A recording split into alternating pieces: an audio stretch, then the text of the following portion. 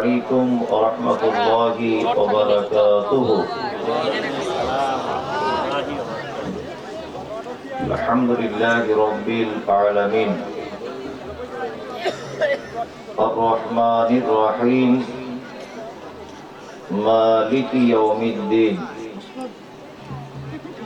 إياك نعبد وإياك نستعين اهدنا الصراط المستقيم صراط الذين أنعمت عليهم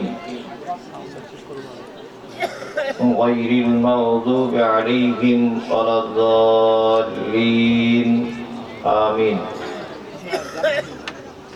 ربنا آتنا في الدنيا حسنة وفي الآخرة حسنة وقنا عذاب النار آمين. ربنا ظلمنا أنفسنا وإن لم تغفر لنا وترحمنا لنكونن من الخاسرين آمين. اللهم صل على محمد وعلى آل محمد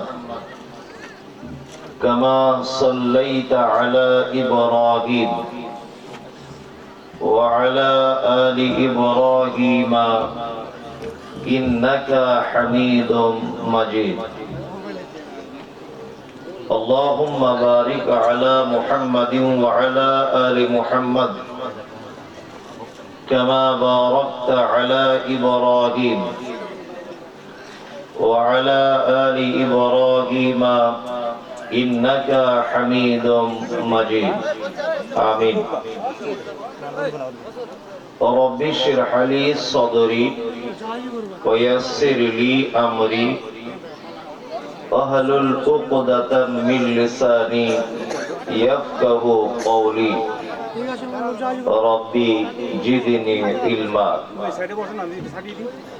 وقال الله تعالى أعوذ بالله من الشيطان الرجيم بسم الله الرحمن الرحيم اقرأ باسم ربك الذي خلق خلق الإنسان من علق اقرأ وربك الأكرم الذي علم بالقلم علم الإنسان ما لم يعلم.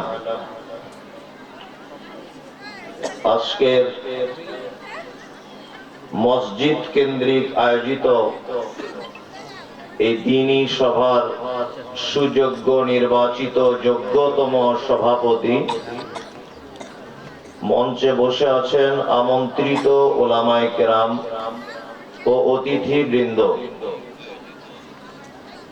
শ্রোতা হিসাবে যারা এসেছেন, চলে গেছেন, আসছেন, নারী পুরুষ আবাল বৃদ্ধ বনিতা নির্বিশেষে সকলকে জানাচ্ছি আন্তরিক শুভেচ্ছা, ভালোবাসা, প্রেম, মোবারকবাদ, ধন্যবাদ, সাধুবাদ, স্নেহাশিস যথাক্রমে শ্রেণীগতভাবে। আলহামদুলিল্লাহ, এতক্ষণ পর্যন্ত আপনারা বিভিন্ন ওলামায়ে কেরামদের কাছ থেকে হাদিস এবং কোরআনের অনুকূলে অনেক মূল্যবান কথা শ্রবণ করেছেন। আমি অনেক দূর থেকে এসেছি, কিছু কথা আলোচনা রাখবো। ওমা তৌফিক ইল্লা বিল্লাহ আলাইহি তাওয়াক্কালতু ওয়া ইলাইহি উনীব। সর্বপ্রথম আমি বলে নিই, সেটা হচ্ছে এই যে আমি বিশাল সুর করে করে যে বক্তব্য দিই তা নয়, আমি একটা করে বলি, আর যাতে আপনার বুঝতে সুবিধা হয়। আর আমরা মানুষ এত বোকা যে আমরা কখনো আমাদের জন্য কোনটা ভালো এটা আমরা বুঝতে শিখিনি। যখন কোনো জিনিসের অতিরিক্ত ভালো আপনি বুঝবেন, তখন ভাববেন যে তাতে ক্ষতি রয়েছে অতিরিক্ত। কি বললাম বুঝলেন? যে জিনিসের উপকার যত বেশি দেখবেন তাতে ক্ষতিও তত বেশি। এখন একটা সাইকেলওয়ালা যদি অ্যাক্সিডেন্ট করে, তাহলে খুব জোর যদি মানুষ মারা যায়, 3 জন মারা যায়। সাইকেল একজন যে চালায়, পিছনে একজন বসে থাকে, আর পাড়া গ্রামের মানুষ সামনেও একজনকে নেয়, বাচ্চা কাচ্চা, 3 জন মারা যেতে পারে। একটা সাইকেলের দাম কত? 5,000, 10,000, তাই না? কিন্তু যদি একটা 4 চাকা পার্সোনাল কার যদি অ্যাক্সিডেন্ট হয়, দাম তার মিনিমাম 10 লাখ টাকা। মানুষ মারা যাবে কতটা? 5 জন। যদি 5 সিটের গাড়ি হয়, 5 জন মারা যাবে। দামও বেশি, ক্ষতিও বেশি। যদি একটা বাস অ্যাক্সিডেন্ট হয়, এখন 30 লাখ টাকা দাম একটা বাসের ধরে নেন, মানুষ মারা যাবে কতজন? 60 থেকে 70 জন মারা যাবে না? মারা যাবে। আমরা বাড়িতে যে চাউলগুলো রান্না করে খাই, পাড়া গ্রামের মানুষ, গ্রামের মানুষ, মাঠের আমাদের নিজেদের ধান যেগুলো চাউল করে ভাত খাই, কত কেজি কত বর্তমানে? 30 টাকা, 40 টাকা। দেখবেন আপনার স্ত্রী যখন রান্না করে রাতের বেলা, কিছু ভাত যখন বেঁচে যায়, তখন ওইগুলো পাড়া গ্রামের মায়েরা ভাতের প্রতি খুব বেশি ভালোবাসা তাদের, মানে কষ্টের ফল মনে করে। আর বাস্তবটাও তাই। মা চাচিদেরকে দেখতে পাবেন যে ওই ভাতগুলোতে আবার পানি দিয়ে রেখে দেয়। সকালবেলাতে পান্তা ভাত, ভিজে ভাত করে, আলু ডালু পুড়িয়ে ছানা করে, লবণ লঙ্কা দিয়ে তারা খায়। খাওয়া যায় কি যায় না? যায়। আর বিরিয়ানির চাল কত কেজি? 100 টাকা। তা আপনার স্ত্রী রাতে বিরিয়ানি করেছিল, রাতে কিছু বিরিয়ানি বেঁচেছে। আচ্ছা, আপনার স্ত্রী যদি মনে করে যে ওই বিরিয়ানিটা একটু পানি দিয়ে রেখে দেবো, সকালে খাবো, আচ্ছা বলুন এটা সম্ভব না অসম্ভব? অসম্ভব। তার মানে যার উপকার যত বেশি, তার ক্ষতির দিকটাও তত বেশি, তাই না? ইসলাম একটা সুন্দর জীবন ব্যবস্থা, খুব সুন্দর।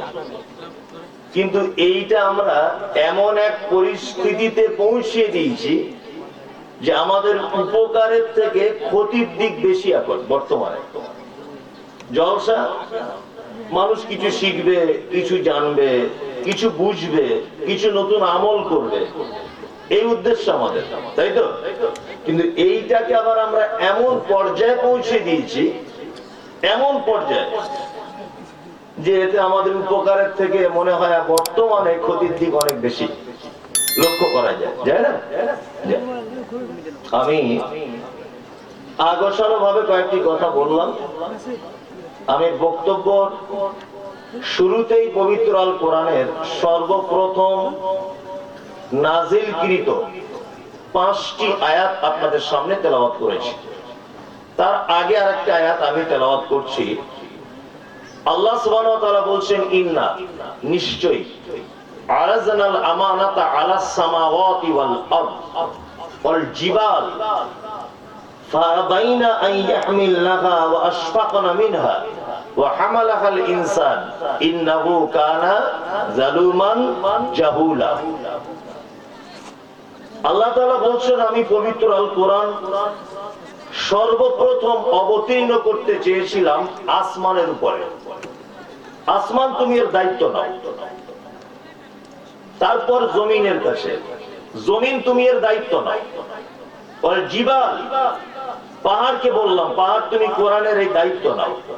ও আশফাকনা মিনহা, তারা 3 জন ভয়ে ভীত হয়ে গেল যে আল্লাহ এত গুরু দায়িত্ব আমাদেরকে আপনি দিচ্ছেন, আমাদের দ্বারা সম্ভব না। আল্লাহ সুবহানাহু ওয়া তাআলা সর্বশেষ এই গ্রন্থ বা আল কোরআন দিলেন মানুষের কাছে। আর যাদের কাছে কোরআন মাজিদ দেওয়া হয়েছে, এদের ব্যাপারে আবার আল্লাহ সুবহানাহু ওয়া তাআলা এই আয়াতের শেষে বলছেন জালুমান জাহুলা। যাদেরকে কোরআন দেওয়া হয়েছে এরা জাহেল আর এরা জালেম। জালেম কারা? জালেম হচ্ছে তারা যারা এর বিধান জানার পরেও মান্যতা দিতে পারে না, এরা হচ্ছে জালেম, অত্যাচারী। জাগেল কারা? জাগেল হচ্ছে তারা যারা পবিত্র আল কোরআন অধ্যয়ন করতে চায় না, জানতে চায় না, পড়তে চায় না। আল্লাহ সুবহানাহু ওয়া তাআলা বলছেন এরা জাহেল। ১৫০০ বছর আগে আল্লাহ সুবহানাহু ওয়া তাআলা মুহাম্মদ সাল্লাল্লাহু আলাইহি ওয়াসাল্লামকে কথা বলেছেন। আজকে ২০২৪ সালের আপনি যদি এই আয়াতের বাস্তবতা যদি মেলাতে চান, তাহলে একেবারে অক্ষরে অক্ষরে মিলে যাবে। যাদের কাছে কোরআন দেওয়া হয়েছে এরা কোরআন পড়েও না এবং পড়ে মান্যতা দেয় না। দুটোই আমাদের ভিতরে আছে না নেই? আছে। আমি তো মনে করি যে সারা পৃথিবীতে একটা মানুষ যদি মনে করে যে আমি জ্ঞানী হব, জ্ঞানী শুধু হব না, আমি জ্ঞানের চরম পর্যায়ে পর্যন্ত পৌঁছাবো। তা আমি মমতাজুল ইসলাম বলছি, পৃথিবীর অন্য কোন সাবজেক্ট যদি সে না পড়ে, তারপরেও জ্ঞানের চরম শিখর পর্যন্ত একটা মানুষের পৌঁছানো সম্ভব যদি সেই মানুষটি শুধুমাত্র পবিত্র আল কোরআন যদি স্টাডি করে, তাহলে তার পক্ষে সম্ভব। আপনারা জানেন যে পৃথিবীর জ্ঞানকে বিভিন্ন ভাগে বিভক্ত করা হয়েছে, হয়েছে না? হয়েছে। দেখবেন একটা ছেলে যখন মাধ্যমিক পাস করে, মাধ্যমিক পাস করার পরে স্কুল বোর্ড তাকে জানায় যে তুমি যে কোনো একটা বিষয় নিয়ে এগিয়ে চলো। নয় তুমি বিজ্ঞান নিয়ে পড়ো, নয় তুমি বাংলা নিয়ে পড়ো, নয় তুমি ইংলিশ নিয়ে পড়ো, নয় তুমি অঙ্কতে আগাও, নয় তুমি ভূগোলে আগাও, যে কোনো একটা লাইন ধরে তোমাকে আগাতে হবে। কারণ দুটি। এক হচ্ছে যে সারা পৃথিবীতে এমন একটি কিতাব নেই যে কিতাবের ভিতরে একটা মানুষের জীবনের যত কিছু জ্ঞানের প্রয়োজন তত জ্ঞান একটা কিতাব থেকে পাওয়া যাবে। আমাদের ভারতবর্ষের শিক্ষা ব্যবস্থাতে এরকম একটি কিতাবও নেই। আছে? নেই। ওই জন্য দেখবেন চোখের ডাক্তার আলাদা, কেউ নার্ভের ডাক্তার ও আলাদা, কেউ হার্ট স্পেশালিস্ট ও আলাদা, কেউ ব্রেনের ও আলাদা, তাই না? এখন আপনি যদি একটা চক্ষু বিশেষজ্ঞকে যদি আপনি বলেন যে আমার স্ত্রী প্রেগনেন্ট, তাকে এখনই সিজার করতে হবে, তাহলে একজন চক্ষু বিশেষজ্ঞের পক্ষে এটা সম্ভব নয়। উনি চোখের অপারেশন করতে পারেন, কিন্তু আমার স্ত্রী প্রেগনেন্ট, এখনই তাকে সিজার করতে হবে, এটা চক্ষু বিশেষজ্ঞের পক্ষে সম্ভব নয়। আর যদিও বা উনি ভুল করে করেন, তাহলে আইনের আওতাতে উনি একজন অপরাধী, তাই না? তার মানে জ্ঞানকে এক এক দিকে আগিয়ে নিয়ে যাওয়া হয়েছে। কিন্তু কেন না ভাঙবে না? আমি লম্বা লোক তো, ওই জন্য নিচু চেয়ারে বসতে পারি। আল্লাহ আমাকে অনেক লম্বা করেছে, ওই জন্য নিচু চেয়ারে বসতে পারি না, একটু উঁচু চেয়ার হলে ভালো লাগে। আচ্ছা, আমি ঠিকই আছি, অসুবিধা নেই। যে কথা বলছিলাম সেটা হচ্ছে এই, আমি তো মনে করি একটা মানুষ যদি পৃথিবীতে শুধু পবিত্র আল কোরআনটাই যদি অধ্যয়ন করে, তাহলে তার জ্ঞানের পরিপূর্ণতার জন্য আর পৃথিবীর অন্য দ্বিতীয় কোনো বই পড়া লাগবে না। আপনি মহাকাশ সম্পর্কে জানবেন, আপনি এর ভিতরে পাবেন। পারিবারিক জীবন জানতে চাইছেন, এর ভিতরে আপনি পাবেন। আপনি রাজনীতি পছন্দ করেন, এর ভিতরে পাবেন। অর্থনৈতিক ব্যাপারে জানতে চাইছেন, আপনি এর ভিতরে পাবেন। সমস্ত ব্যাপারে আল্লাহ সুবহানাহু ওয়া তাআলা বলছেন তিবিয়ানান লিকুল্লি শাই। মানুষের প্রয়োজন, অথচ আমি পবিত্র আল কোরআনে সেটা দিইনি, এটা অসম্ভব ব্যাপার। সমস্ত কিছু আমি লিপিবদ্ধ করে দিয়েছি, এবং শুধু লিপিবদ্ধ করে দিয়েছি তা নয়, অনেক সময় মানুষের জ্ঞান যদি পবিত্র আল কোরআনের জ্ঞানের সঙ্গে বুঝ না আসে, ওই জন্য আমি অনেক সময় ক্ষুদ্র থেকে ক্ষুদ্রতম জিনিসকে উদাহরণ দিয়ে আমি আল্লাহ সুবহানাহু ওয়া তাআলা পবিত্র আল কোরআনে মানুষের বোঝা সহজ করে দিয়েছি। আপনি আশ্চর্য হবেন কয়েকটি কথা বললে। সন্ধ্যাবেলাতে যারা চাষি মানুষ মাঠে কাজ টাজ করেন, আপনারা অনেক সময় মাঠে যান না? মাগরিবের আগে এসে বাড়িতে সালাত আদায় করেন। মাগরিবের আগে যখন যাবেন মাঠে দেখবেন কিছু পাখি তারা ডানা মেলে সারিবদ্ধ ভাবে নিজেদের বাসাতে ফেরত আসে সন্ধ্যাবেলা, দেখবেন এগুলো। এবং তারা বেশ লাইন দিয়ে সুন্দর করে যায় না? যেতে যেতে এরকম পাখা মেলে, পাখাটা নাড়াচাড়া করে, আবার দেখবেন পাখাটাকে স্থির করে দেয়। 2-4 মিনিট আপনি দেখতে পাবেন স্থির করে এরকম তারা দুলতে দুলতে একে বেঁকে কত সুন্দর করে তারা যায় না? এগুলো আমাদের দৃষ্টিতে আসে না? আল্লাহ সুবহানাহু ওয়া তাআলা বলছেন, আওয়ালাম ইয়ারাউ ইলা তাইরি ফাওকাহুম সাফাতিন ওয়া ইয়াকবিদ মা ইউমসিকুহুন্না ইল্লা রাহমান। মানুষ, তোমরা কি একবার পক্ষীকুলের দিকে তাকিয়ে দেখো না? যখন তারা তাদের ডানা হিলাতে হিলাতে এক পর্যায়ে স্থির করে দেয়, এই মহাশূন্যতে ভাসমান অবস্থায় তাদেরকে কে আটকে রাখে? আল্লাহ বলছে ইল্লার রহমান। পৃথিবীর কোন মানুষের পক্ষে সম্ভব নয়, এটা আমার পক্ষে সম্ভব। আল্লাহ বলছেন এগুলো কি তোমরা তাকিয়ে দেখো না? পৃথিবীতে অনেক মানুষের দাবি আমি নাস্তিক, দাবি আছে না? অনেক মানুষের দাবি আমি নাস্তিক। নাস্তিক মানে পৃথিবীর যা কিছু হয় এমনি এমনিতে হয়, স্রষ্টা বলে যে একজন কেউ আছে এটা আমি বিশ্বাস করি না। আমি মুমতাজুল ইসলাম বলছি, নাস্তিক বলে পৃথিবীতে কেউ নেই।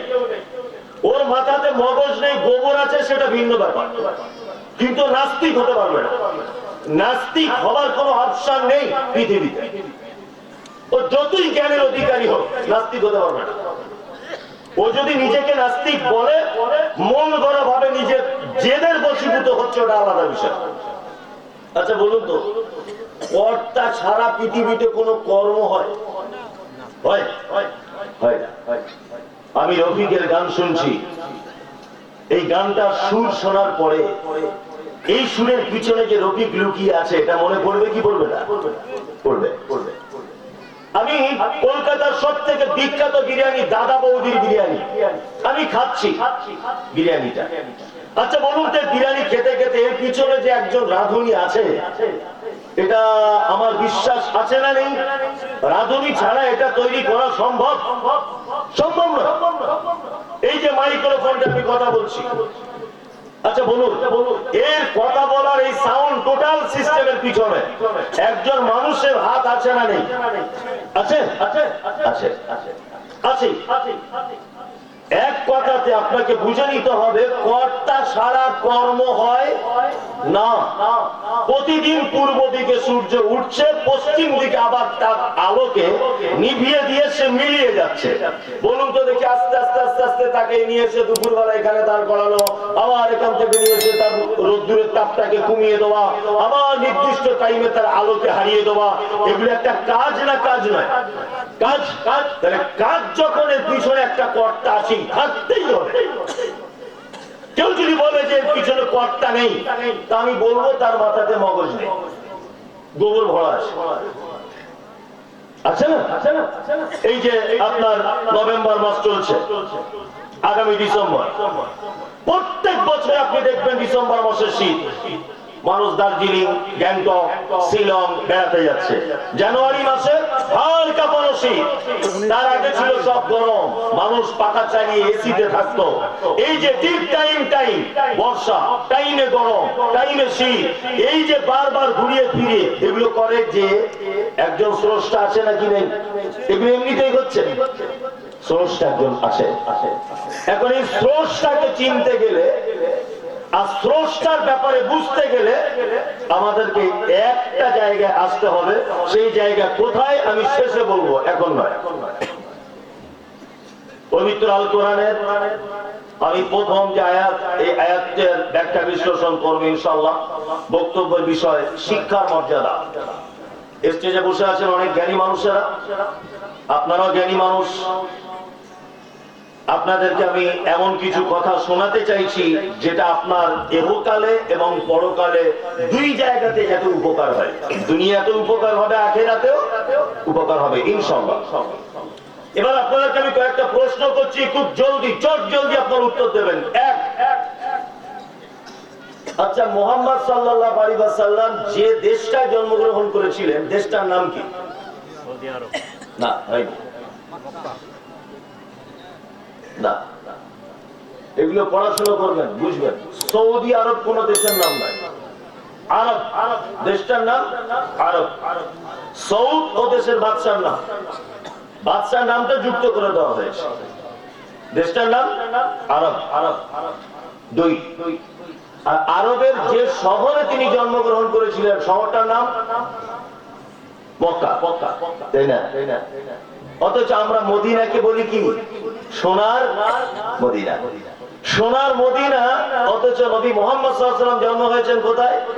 মক্কায়। এর পিছনে একটা লজিক আছে। অনেক মানুষ প্রশ্ন করতে পারে যে তোমাদের নবী সোনার মদিনায় জন্ম না গ্রহণ করে মক্কায় করলো কেন? বলো, এতে যে কি যুক্তি আছে আপনি অবাক হয়ে যাবেন। আমি মায়ের সাথে এগুলো পড়ি আর মনটা খুব খারাপ হয়, আনন্দ পাই। আপনি যদি ভৌগোলিক দিকে যদি আপনি তাকান, আপনি সারা পৃথিবীর মানচিত্র যদি আপনি ঘাটাঘাটি করেন, তাহলে দেখতে পাবেন মক্কা শহরটা পৃথিবীর মধ্যখানে অবস্থিত। কি বললাম বুঝলেন? একদম পৃথিবীর মাঝখানে অবস্থিত। কোন শহর? মক্কা। আমি মমতাজুল ইসলাম, একজন প্যান্ডেলের মিস্ত্রি। এই প্যান্ডেলটা আমার ডিপার্টমেন্টে তৈরি করা হয়েছে, আমার দায়িত্বে। আমি যদি প্যান্ডেলের এক কোণাতে একটা লাইট জ্বেলে দিই, বলুন তো তার আলোটা চারিদিকে সমান ভাবে পড়বে? পড়বে না। আমি যদি লাইটটা নিয়ে একদম মাঝখানে জ্বেলে দিই, আলো চারিদিকে একটু একটু হলেও চারিদিকে সমান ভাবে পড়বে। পড়বে কি পড়বে না? পড়বে। আল্লাহু আকবার। অন্ধকারে নিমজ্জিত জাতির কাছে এসেছিলেন মুহাম্মদ রাসূলুল্লাহ সাল্লাল্লাহু আলাইহি ওয়াসাল্লাম, আর মুহাম্মদ সাল্লাল্লাহু আলাইহি ওয়াসাল্লামকে দেওয়া হয়েছিল আল কোরআন। এই কোরআনের আলো যাতে সারা পৃথিবীতে সমানভাবে পৌঁছে যেতে পারে, এই জন্য আল্লাহ সুবহানাহু ওয়া তাআলা মুহাম্মদ সাল্লাল্লাহু আলাইহি ওয়াসাল্লামের জন্ম দিয়েছিলেন কোথায়? মক্কায়।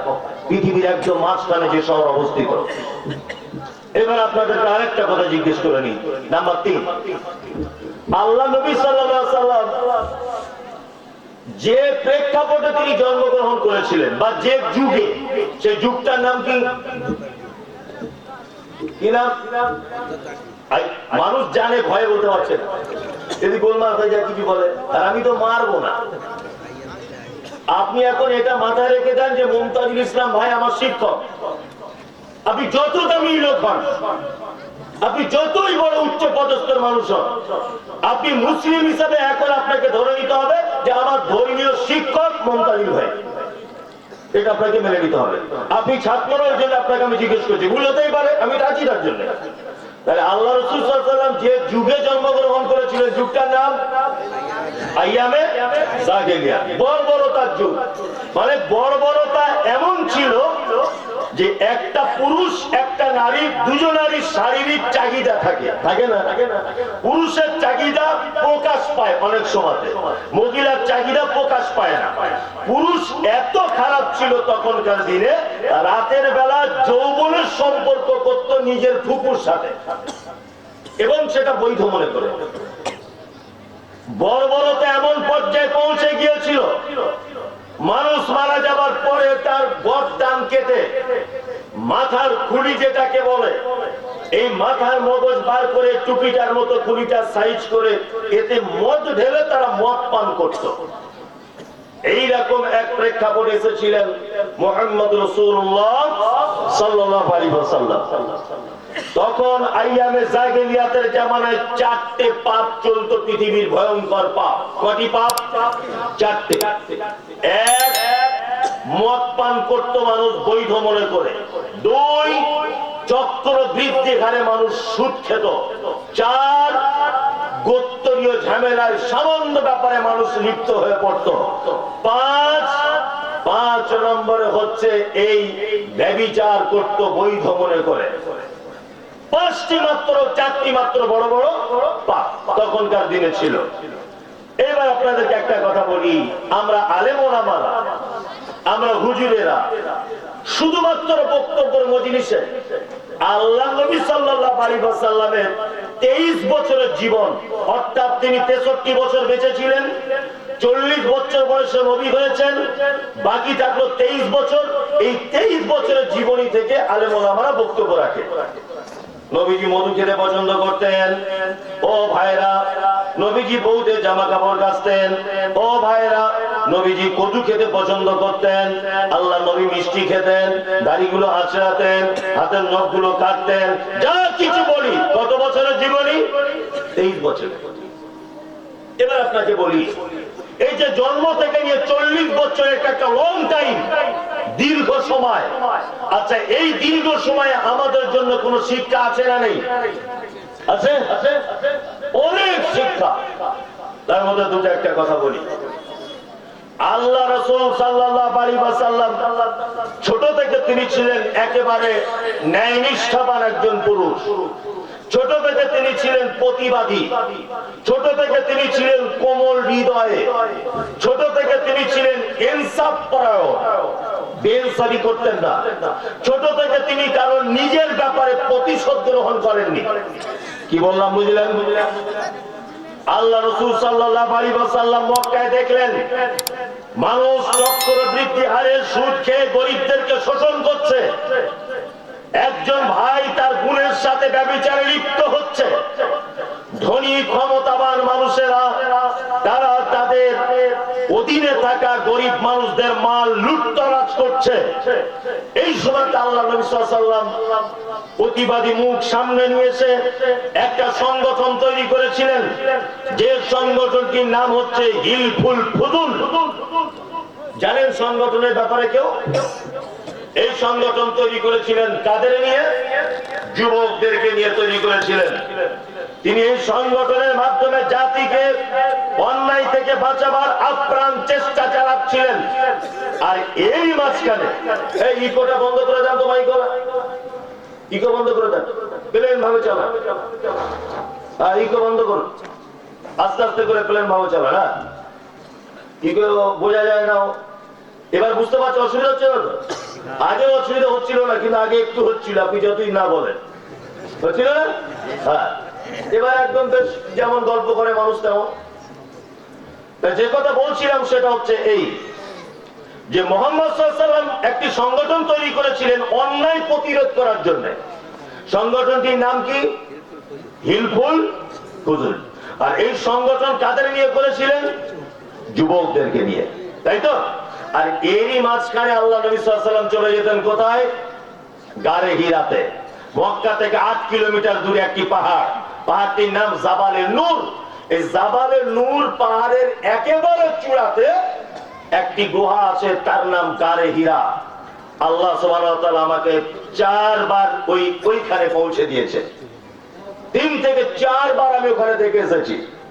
আমি সব থেকে আশ্চর্য হই এই যে মাটি থেকে গারে হীরাতে কোনো মানুষ যদি ওঠে, দেখতে লাগে 1 বিঘা বা 1 হাত, এই এতটা লাগে নিচে থেকে দেখতে একটা মানুষকে।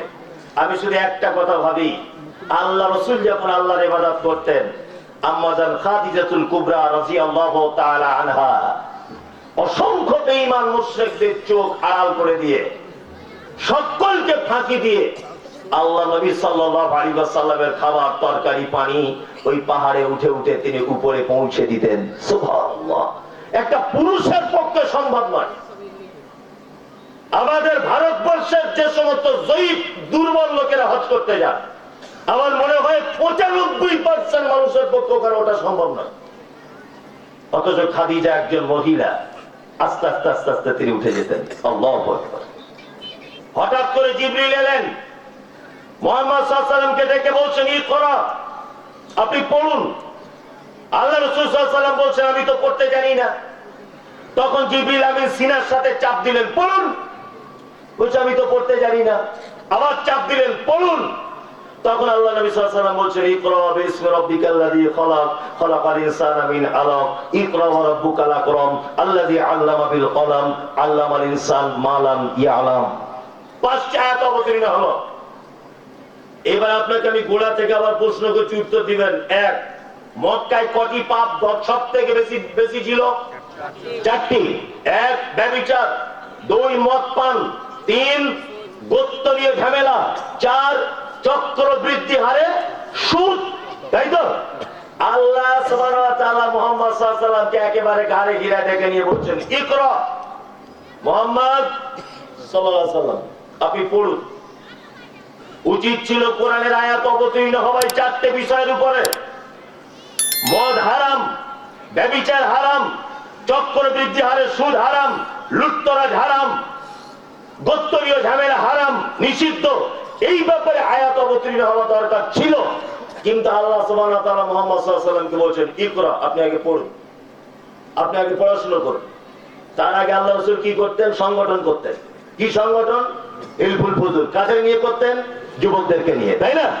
আল্লাহ সুবহানাহু ওয়া তাআলা মুহাম্মদ সাল্লাল্লাহু আলাইহি ওয়াসাল্লামকে এটা বোঝাতে চাইছেন যে আপনি তো নিরক্ষর লোক, আপনি লেখাপড়া জানেন না, আপনার দ্বারাতে সমাজ পরিবর্তন করা সম্ভব নয়। একটা সমাজকে পরিবর্তন করতে গেলে শিক্ষা দিয়ে সমাজকে পরিবর্তন করতে হবে। শিক্ষা ছাড়া কোন জাতিকে পরিবর্তন করা সম্ভব নয়। এইখানে দুটো কথা মাথায় রাখবেন। দুটা জিনিসকে সমাজ পরিবর্তন করতে পারে, এক হচ্ছে যুব সমাজ, আর দ্বিতীয় হচ্ছে শিক্ষা। যুবকদেরকে দিয়ে ইচ্ছা করলে সমাজ পরিবর্তন করা যেতে পারে, আর শিক্ষা দিয়ে সমাজ পরিবর্তন করা যেতে পারে। এই দুটো দিক আপনাদের সামনে তুলে ধরছি। এক নম্বর, গ্রামে দেখবেন কিছু সময় শীতকালীন সময় ফুটবল ক্রিকেট টুর্নামেন্ট হয়, হয় না? হয়। 16 দলীয় ফুটবল খেলা খুলেছে গ্রামের যুবকেরা। কি বললাম বুঝলেন? কলকাতা থেকে নিয়ে এসেছে হাফ প্যান্ট পরা মেয়ে ছেলেদের ভাড়া করে। ফাইনাল খেলা যেদিন গোল হবে, তার হাতে ঝুমঝুমু নিয়ে একবার করে ড্যান্স করবে। অনেক জায়গাতে হচ্ছে না? হয় হয়। এই খেলাগুলো পরিচালনা করে কারা? যুবকরা, তাই না? যুবকরা। সমাজ যতক্ষণ না পর্যন্ত যুবকদের ব্যাপারে না ভাববে, ততক্ষণ পর্যন্ত সমাজ পরিবর্তন হতে পারে না। আমরা মাদ্রাসা, মসজিদ, মক্তব এর দায়িত্বগুলো কাদেরকে দিই? বয়স্ক। এই 60 বছর বয়স হয়ে গেলে কোন ডিপার্টমেন্টের চাকরি টিকে থাকে? 60 বছর বয়স হয়ে গেছে মানে সরকারি পক্ষ বুঝে গেছে ও চকির জ্যোতি কো, ও বুঝে কো। আর মাস্টার মশাইকে বলেছে 60 বছর বয়স হয়েছে, আপনি বাড়িতে বসে বসে অর্ধেক বেতন খান, তবুও ভালো, আমার স্কুলে এসে ছাত্র ছাত্রীদের সর্বনাশ করবেন না। কি বলছি বুঝতে পারছেন না? 60 বছর বয়স হয়ে গেছে মানে আপনার দায়িত্ব শেষ। দায়িত্ব বহন করার মতো ক্ষমতা আপনার আর নেই। আপনার দ্বারা তো আমার স্কুলের কোনো কাজ হবে না, আপনার দ্বারা তো আমার থানার কোনো কাজ হবে না, আপনার দ্বারাতে বিডিওর কোনো কাজ হবে না, আপনার দ্বারাতে এসডি অফিসের কোনো কাজ হবে না। আপনি বাড়িতে বসে বসে অর্ধেক বেতন পাবেন, তবুও ভালো, আপনি ডিপার্টমেন্ট ত্যাগ করুন, তাই না? আর আমরা এত বড় গোপাল ভাড়, মাথা মোটা, আমার মাথা এমনি মোটা, আপনাদের সরু, এত মাথা মোটা আমাদের। ওই রিটায়ারমেন্ট মানুষ কিচ্ছু বোঝে না, বুদ্ধি কম, চোখের জ্যোতি কম, বারবার অজুনষ্ট হয়ে যায়, লিখতে পারে না, মনে থাকে না, ভুলে যাওয়া লোক, তাকে ডেকে নে বলছি তুমি আর কি করবে? মাদ্রাসা সেক্রেটারি হয়ে যাও। কিয়ামত পর্যন্ত মাদ্রাসার উন্নতি হবে না। কি বললাম বুঝলেন? ওই লোকটাকে ধরে এনে দিয়েছে তুমি মসজিদের মতো আলি হও, ও মসজিদের জীবনে কোন উন্নতি হবে না, কারণ উনি রিটায়ারমেন্ট লোক, ওনার বুদ্ধি কম। এইগুলোতে দিতে হবে কাদের? যুবকদেরকে দিয়ে। কি বললাম বুঝলেন?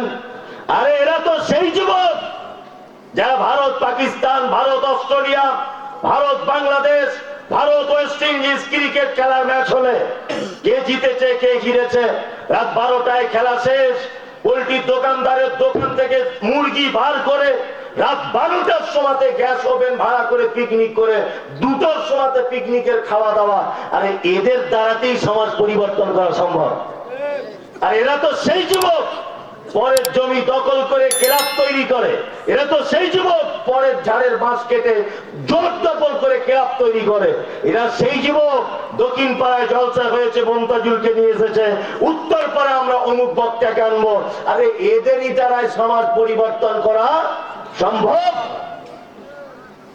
আপনি যারা খেলায় দায়িত্বে থাকে, যারা ক্রিকেট খেলা, ফুটবল টুর্নামেন্টের দায়িত্ব বহন করে, ন্যাংটো মেয়েদেরকে নিয়ে যারা ড্যান্স করায়, আমি আল্লাহর নামের কসম দিয়ে বলছি, আপনি গ্রামের ওই রকম 5 জন যুবককে ধরুন যে তোরা এই গ্রামের এই অসভ্য কাজে যুক্ত, তোদেরকে মসজিদের সেক্রেটারি করে দেওয়া হবে 5 জনকে।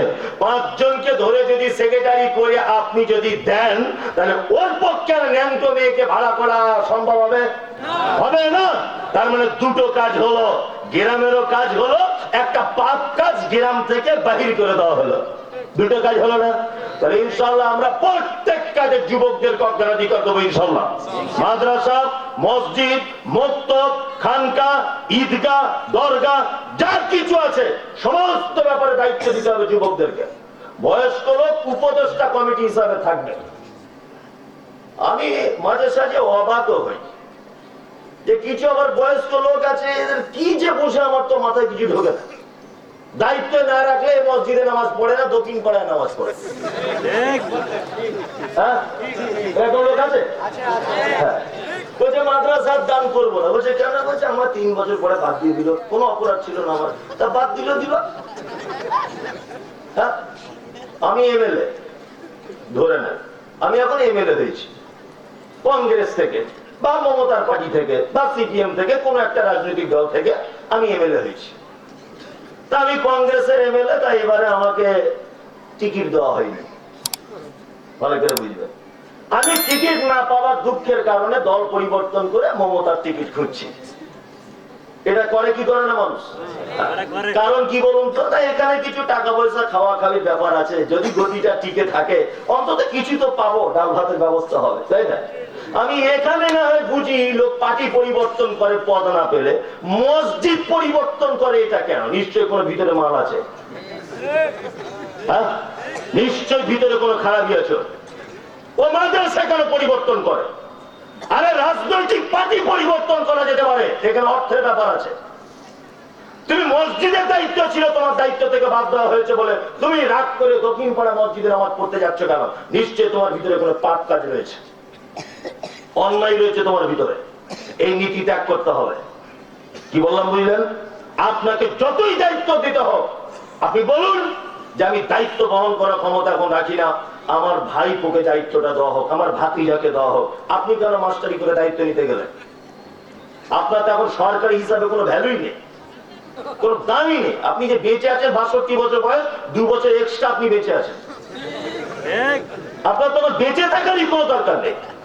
আল্লাহ হায়াত মওতের মালিক, ওটা আলাদা ব্যাপার। কিন্তু সরকারি হিসাব অনুযায়ী আপনার তো বেঁচে থাকার কোনো রাস্তা নেই, আপনার তো দামই নেই। অথচ আপনি এখনো পর্যন্ত দায়িত্ব ছাড়তে চাইছেন না। শুনুন, একটা কথা বলি, দাঁত বার করে হাসবেন না। এই সমস্ত শিক্ষাগুলো আলে বলা সমাজে কেন যে বলেন আমি বুঝতে পারছি না। প্রত্যেক কাজে যুবকদেরকে এগিয়ে আনো ইনশাল্লাহ। একদম মসজিদ থেকে মাদ্রাসা থেকে যত রকমের ইসলামিক ডিপার্টমেন্ট, সমাজের সেবামূলক যত কাজ রয়েছে, প্রত্যেক কাজে যুবকদের এগিয়ে দেন। ইনশাল্লাহ সমাজ সংস্কার করতে সুবিধা হবে, ইনশাল্লাহ হবে। চলুন এবার আপনাদেরকে বলি, শিক্ষা দিয়ে সমাজ পরিবর্তন করতে, শিক্ষা ছাড়া জাতিকে পরিবর্তন করা যাবে না। আমার আলোচনার বিষয় শিক্ষার গুরুত্ব।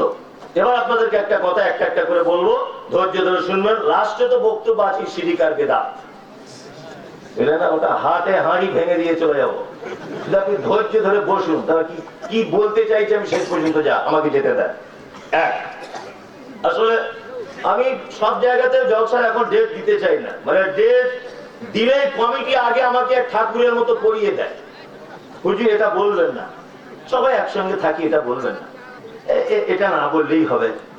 আপনি যেভাবে বলেন কড়াকড়ি করে, গ্রামে কি যে হবে, আপনাকে এনেও খুব বিপদে আছি আমরা, সব জায়গায় এরকম। তা তুমি যখন জানো যে মুমতাজুল ইসলামের জিপ কাটা লোক, আমার আনার কি দরকার?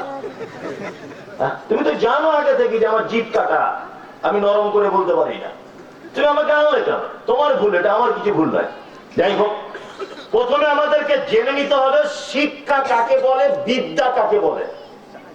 আচ্ছা বলুন, আপনারা যারা জ্ঞানী মানুষ, শিক্ষা বিদ্যা এই দুটো জিনিস এক না আলাদা? কারা কারা বলছেন আলাদা? আমি ধরবো কিন্তু। বলুন কারা কারা বলছেন, হাত তুলুন। তার চাকা যাম, যদি বিপদ হয়ে যায় ধরে এলে একবার। বিদ্যা কাকে বলে, শিক্ষা কাকে বলে, এটা আমাদেরকে জানতে হবে।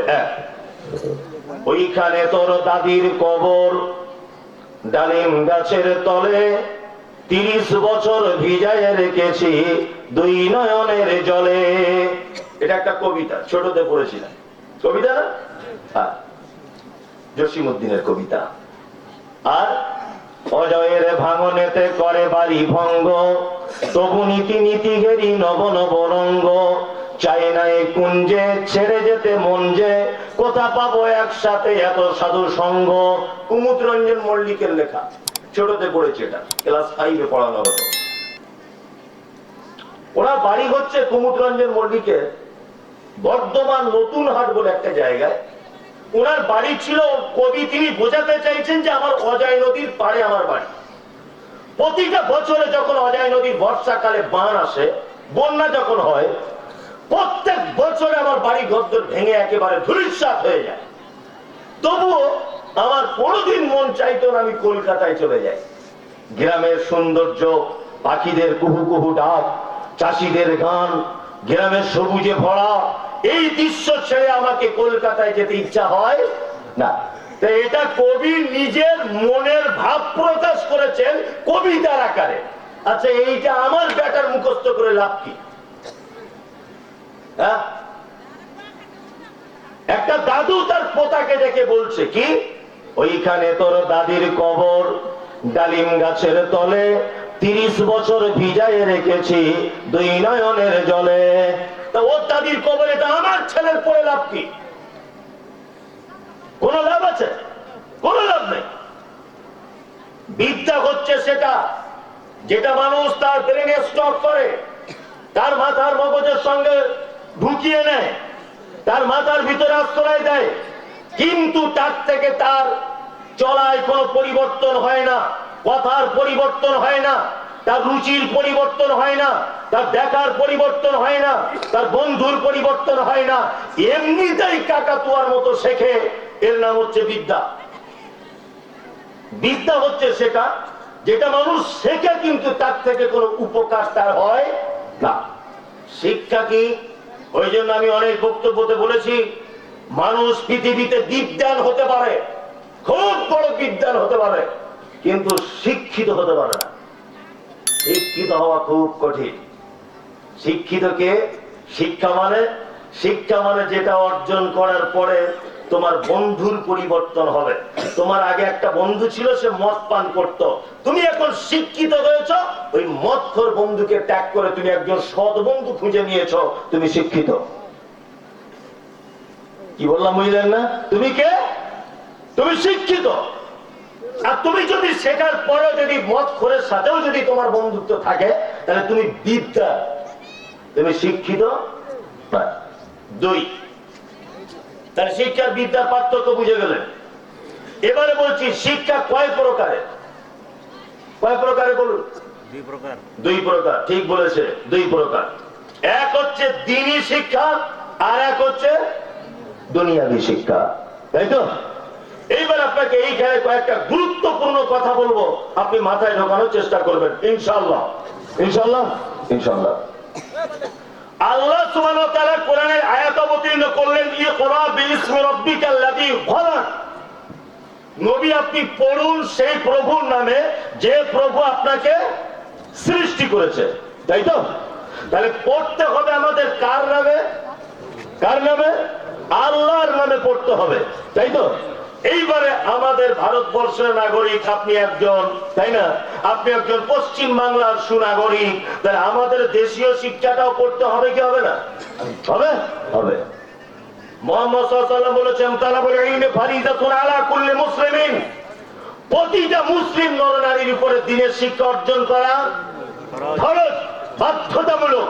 তবে আল্লাহ নবী সাল্লাল্লাহু আলাইহি ওয়াসাল্লাম এখানে একবারও বলেনি যে তুমি দ্বীনি শিক্ষায় শিক্ষিত হবে না। আমাদের একটা গোবর মাথাতে ঢুকিয়ে দিয়েছে, নয় আলেম ওলামারা ঢুকিয়েছে, আর নয় আমরা নিজেরা ঢুকিয়েছি। কি সেটা? যে ছেলে সব মাদ্রাসায় পড়াতে হবে, 10 বছর পরে পাগড়ি বেঁধে বাড়ি আসতে হবে, তবে আল্লাহ নবীর এই কথা রক্ষা করা যাবে। আমি মুমতাজুল ইসলাম বলছি, যে সমস্ত আলেমেরা এই ব্যাখ্যা করেছে ভুল করেছে।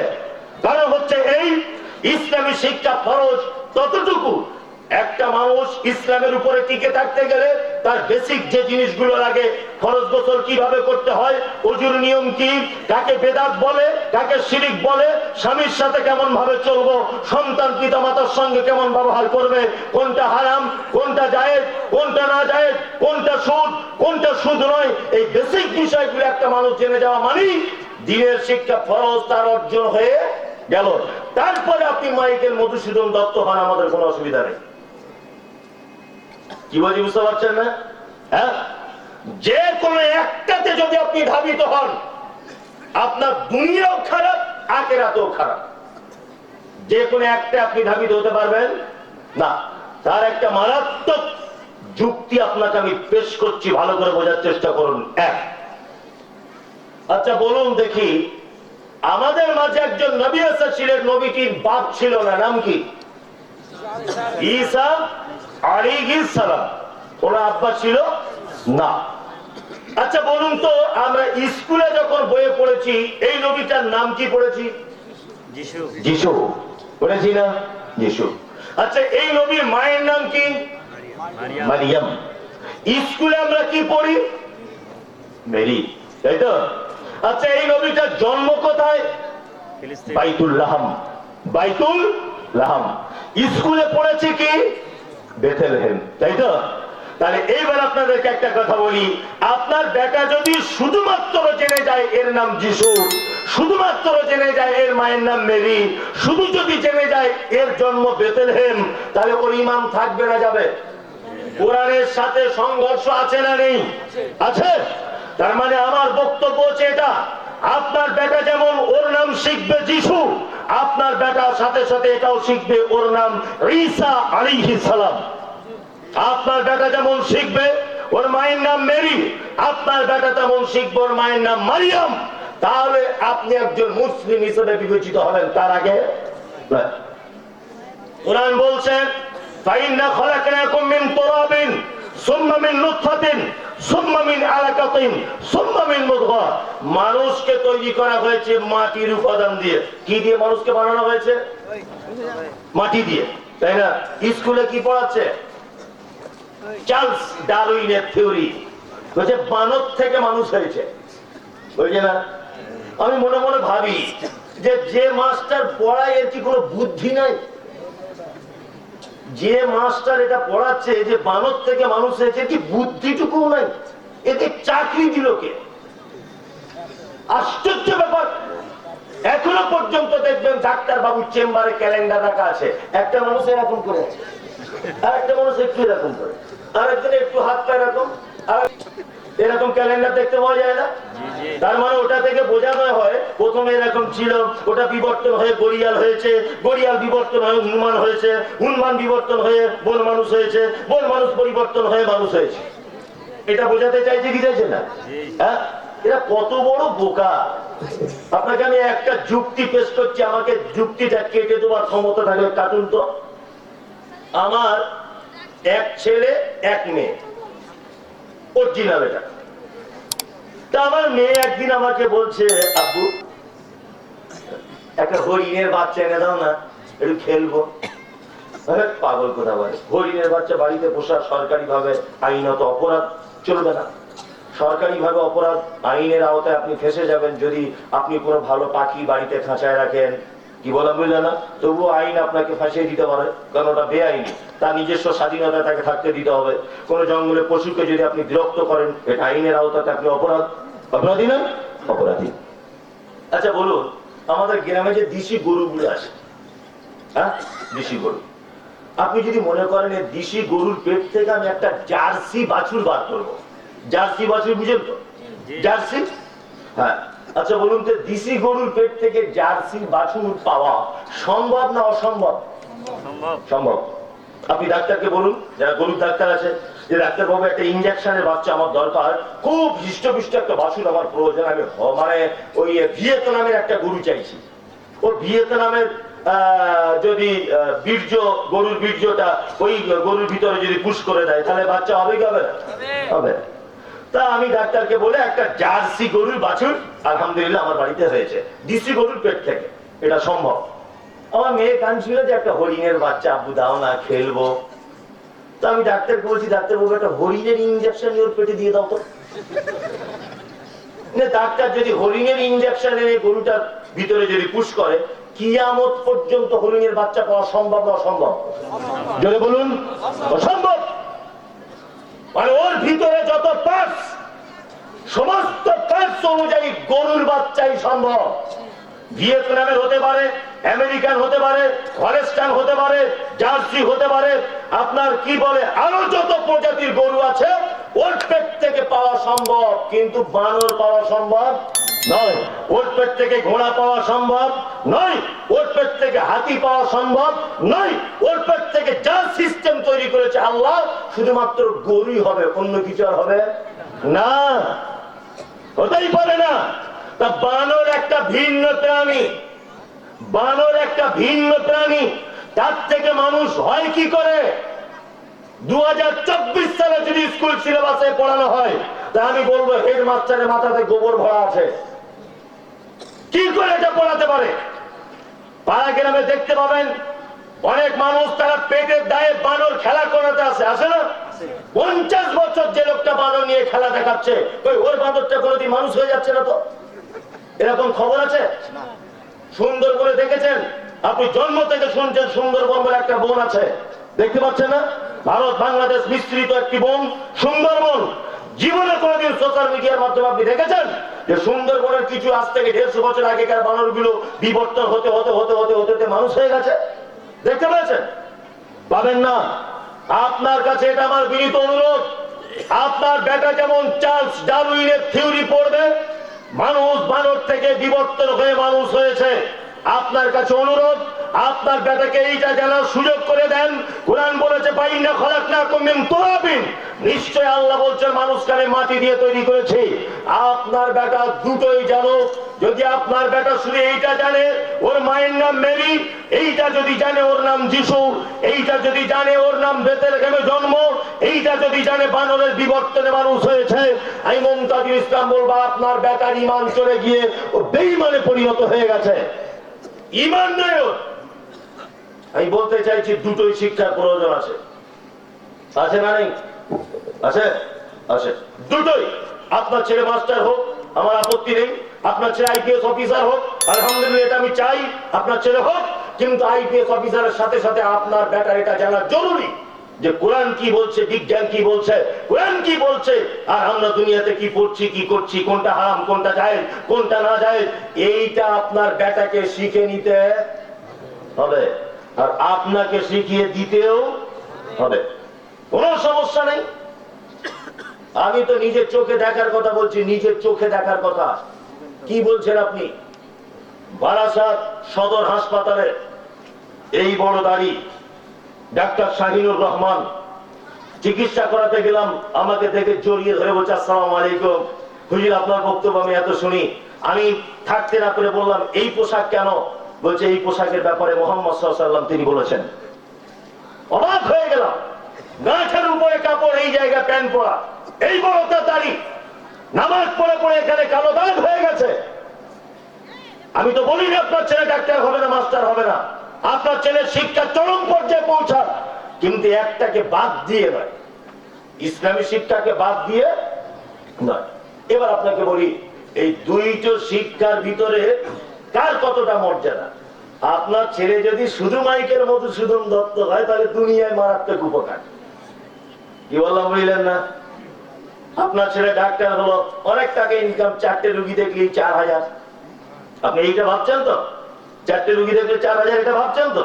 ওটাই ভেবে ওই লাইনে চলছেন, কোনো সমস্যা নেই, আমাদের এই ব্যাপারে আপত্তিও নেই। কিন্তু আপনার ছেলে যদি মাদ্রাসায় পড়ে আর কোরআনের শিক্ষা যদি অর্জন করে, তাহলে এর যে পুরস্কার কত! আল্লাহু আকবার। ইমাম সাহেব যে আতর ব্যবহার করে, এই আতর হেডমাস্টার চোখেই দেখেনি জীবনে। কি বললাম বুঝলে? একজন আলেম যে মানের খায়, সে নিজের খাক আর পরের খাক আর যাই খাক, কোটিপতি চোখে দেখে না। কি বললাম বুঝলে?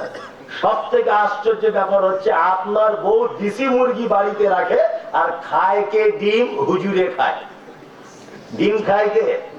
হুজুর ডিম খায়। হ্যাঁ, এটা একটা উপকার গেল। দুনিয়াতে উপকারের কথা বলছেন, আমি তো বলবো এটা চ্যালেঞ্জের সাথে। আলেমদের টাকাতে যা বরকত আছে, যা বরকত, এই বরকত আর কোন লোকের হয় এটা আমার জানা নাই। তাছাড়া 7,500 টাকার চাকরি করে 1.5 বিঘা জমি কিনতে পারে। ও তো চুরি করে না। আপনাদের ইমাম সাহেব গ্রামে মুরগি টুরগি চুরি করে? করে না।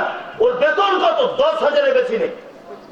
আচ্ছা, তারপরও দেখবেন ওর বউ যত দামি শাড়ি পরে, আপনি কোটিপতি হলো ধারে পাশে টিকতে পারবেন না, ধারে পাশে আপনি যেতে পারবেন না।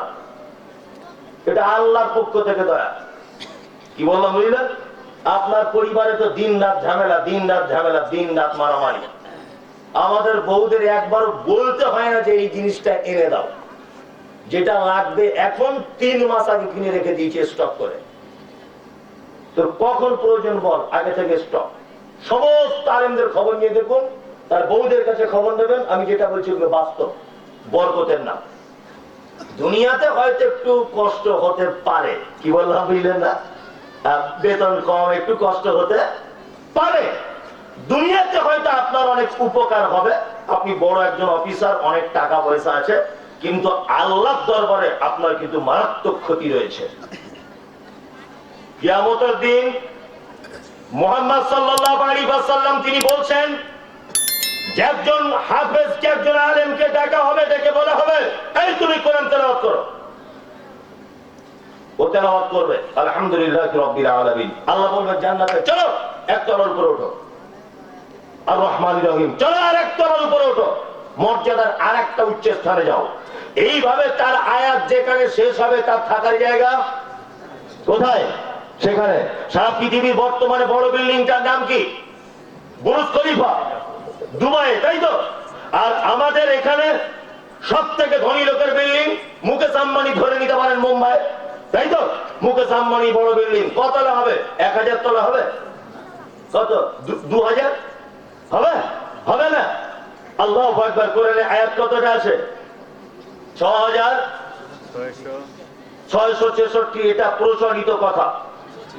6,236। 6,236। আমি 6,000 ধরে নিলাম যুক্তি তর্কের খাতিরে। 6,000 যদি 6,000ই কোরআনের আয়াত হয়, ও কত তলার উপরে থাকবে? 6,000 তলার উপরে থাকবে ওর থাকার জায়গা। আল্লাহু আকবার। আপনার ছেলেকে জিজ্ঞাসা করা হবে, পড়ো কোরআন পড়ো। আল্লাহ কোরআন পড়তে জানি না, শিখি নাই তো, ছোট থেকে ইংলিশ মিডিয়ামে ছিলেন। তা ঠিক আছে, 2-4টি ইংরেজি বল। A for apple, B for ball, C for cat. বাম দিকে দাঁড়া, বাম দিকে দাঁড়া, তোকে পরে ডাকছি, বাম দিকে দাঁড়া। আমি ছোট করিনি, আমি আপনাকে ছোট করছি না, আপনার বেটাকে ছোট করছি না। আমি আগে থেকে বলে বলে আসছি আপনার বেটা দুটোই শিখবে। একটা যদি শেখে তাহলে এই অবস্থা। কি বললাম বুঝতে পারছেন না? আপনার বেটা যেমন ইংলিশ মিডিয়ামে পড়ে, আপনার বেটাকে আপনি পার্সোনাল ভাবে কোন মৌলভী সাহেবকে মাসে 1000 টাকা দিয়ে তার কোরআন পড়ার ব্যবস্থা করুন, বাড়িতে কোরআন পড়ার ব্যবস্থা করুন। তাহলে আপনি একজন পিতা হিসাবে কিয়ামতের মাঠে জবাব দিয়ে দিতে পারবেন। তার আগে না। এইবার আমি আপনাদেরকে বলবো শিক্ষার মর্যাদা কতটা, কোন শিক্ষায় শিক্ষিত হবে আল্লাহ বলছে শিক্ষিত। এটা আমাদের জানা লাগবে কি লাগবে না? লাগবে। আল্লাহ তাআলা বলছেন, কুল হাল ইয়াস্তাবিল্লাযিনা ইয়ালামুনা ওয়াল্লাযিনা লা ইয়ালামুন। নবী আপনি বলুন, যারা জানে আর যারা জানে না, এরা দুজন কি সমান? সমান? সমান নয়। আল্লাহ তাআলা বলছেন, কুল নবী আপনি বলুন, হাল ইয়াস্তাবিল আমা ওয়াল বাসীর ওয়াদ দুলুমাত ওয়ান নূর। চোখওয়ালা লোক আর অন্ধ লোক, এরা দুজন কি সমান? আল্লাহ নবীকে বলছেন, নবী চোখওয়ালা লোক আর অন্ধ লোক এরা দুজন কি সমান? সমান নয়। তার মানে যার ভিতরে দ্বীনের জ্ঞান নেই, এই অন্ধ লোকের মতো। আল্লাহ বলছেন যার ভিতরে দ্বীনের জ্ঞান আছে, এ চোখওয়ালা লোকের মতো। বর্তমান